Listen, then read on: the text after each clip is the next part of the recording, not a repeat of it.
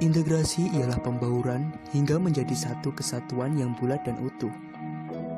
Berbicara tentang integrasi, tentu erat kaitannya dengan keberagaman, khususnya di Indonesia. Indonesia adalah negeri yang kaya akan budaya, mulai dari suku bangsa, agama, ras, bahasa daerah, tarian daerah, pakaian adat, rumah adat, makanan khas, dan masih banyak lagi. Di zaman modern ini, keberagaman menjadi satu dari sekian banyak aspek yang mengalami masalah lebih kompleks. Majunya teknologi membuat masalah keberagaman menyentuh level yang berbeda, sehingga membutuhkan penyikapan dan pemikiran yang lebih maju pula. Indonesia merupakan negara kepulauan yang memiliki banyak suku, budaya, bahasa, agama, ras, serta etnis. Di Indonesia terdapat 17.504 pulau dengan keberagamannya masing-masing. Salah satunya adalah keberagaman suku.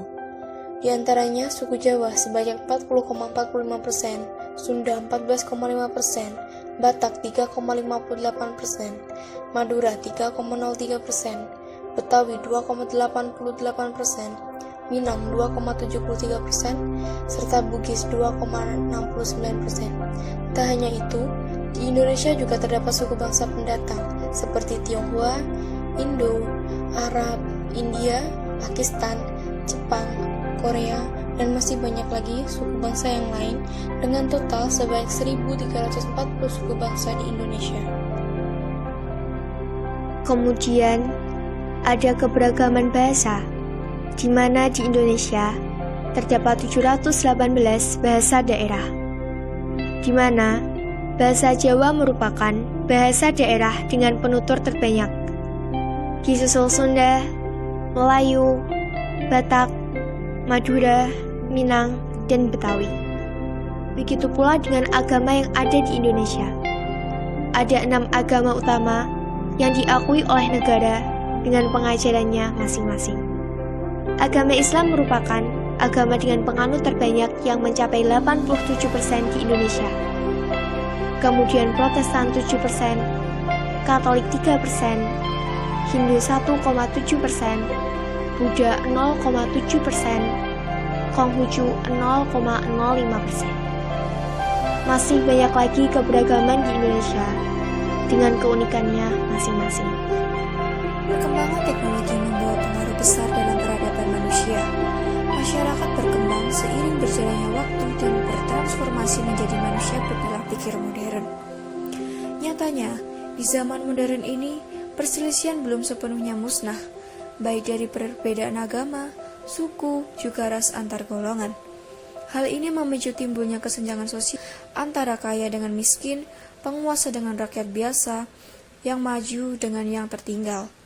Masyarakat yang menganggap dirinya superior cenderung memiliki persepsi bahwa hanya mereka yang pantas dalam suatu hal.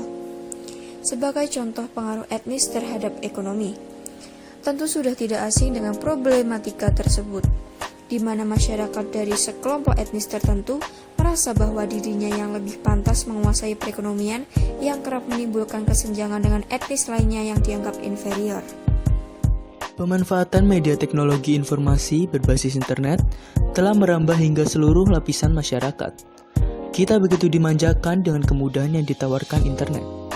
Facebook dan Twitter sebagai media sosial medsos berbasis internet serta terlink dengan berbagai situs sosial telah mampu mewadahi informasi-informasi yang terformat dalam bentuk unggahan kepada publik.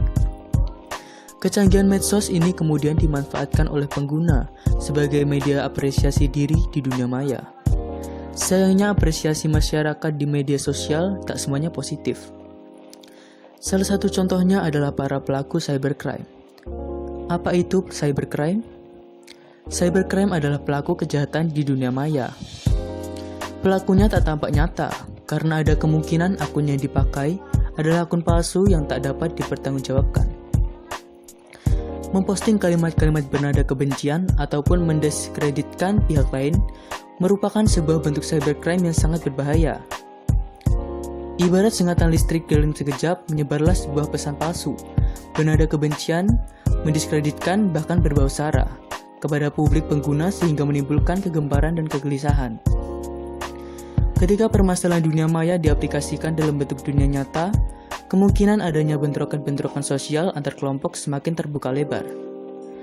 Sehingga dapat dikatakan bahwa sekalipun hanya dalam dunia maya, medsos juga mampu memberikan pukulan yang keras bagi integrasi bangsa, yang juga akan berdampak pada segi-segi kehidupan, sosial, bangsa dan negara kita Indonesia.